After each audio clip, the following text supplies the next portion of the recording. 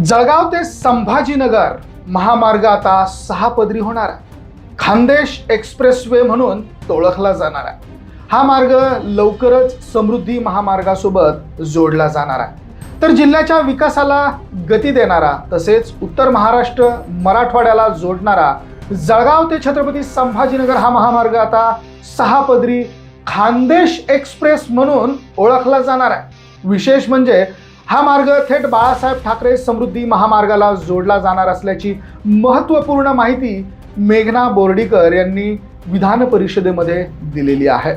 तर मंडळी, विधान परिषदेच्या कामकाजादरम्यान आमदार एकनाथ खडसे यांनी जळगाव जिल्ह्याच्या प्रलंबित प्रश्नांवरनं सरकारवर प्रश्नांची सरबत्ती केली होती. मुख्यमंत्री देवेंद्र फडणवीस यांनी जळगाव दौऱ्यात या महामार्गाबाबत आश्वासन दिलेलं होतं. याची आठवण करून देत खडसे म्हणाले होते की घोषणाहून बराच काळ लोटलेला आहे, पण प्रत्यक्ष कामाला सुरुवात कधी होणार आहे? हा मार्ग केवळ कागदावरतीच राहणार आहे का, असा थेट सवाल त्या ठिकाणी उपस्थित केलेला होता. तर मंडळी, हा महामार्ग केळी उत्पादकांना अतिशय फायद्याचा ठरणार आहे. या महामार्गामुळे जळगावच्या अर्थव्यवस्थेचा कणा ह्या केळी या उत्पादनाशी असलेल्या शेतकऱ्यांना याचा मोठा दिलासा मिळणार आहे.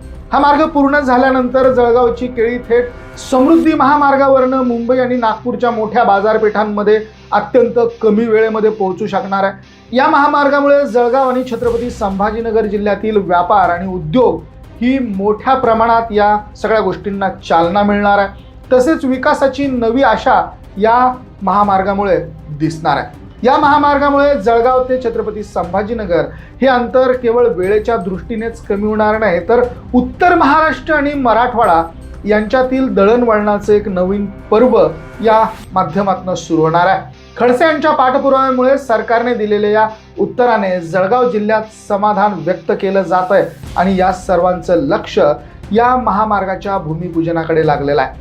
तर खानदेश एक्सप्रेस प्रकल्प आहे तरी कसा, हे देखील यामध्ये मोठी उत्सुकता आता सर्वांनाच लागलेली आहे. तर राज्यमंत्री मेघना बोर्डीकर यांनी या प्रकल्पाची सविस्तर माहिती दिलेली आहे. हा मार्ग थेट समृद्धी महामार्गाला जोडला जाईल असं त्यांनी सांगितलं आहे आणि ज्याच्यामुळे मुंबई आणि नागपूर या ठिकाणी जाणारी वाहतूक वेगवान होणार आहे. प्रकल्पाचा सविस्तर प्रकल्प अहवाल तयार करण्याचं काम अंतिम टप्प्यात आलेलं आहे. त्यानंतर तांत्रिक मान्यतेसह प्रत्यक्ष कामाला सुरुवात होणार आहे असं देखील त्यांनी या ठिकाणी सांगितलेलं आहे. तर मंडळी, तुमचा हा जळगाव छत्रपती संभाजीनगर महामार्ग यामध्ये तुमची शेती जाणार आहे का? कमेंट करून अवश्य कळवा. व्हिडिओ आवडला असेल तर शेअर जरूर करा. बघत राहा मराठी एक्सप्रेस.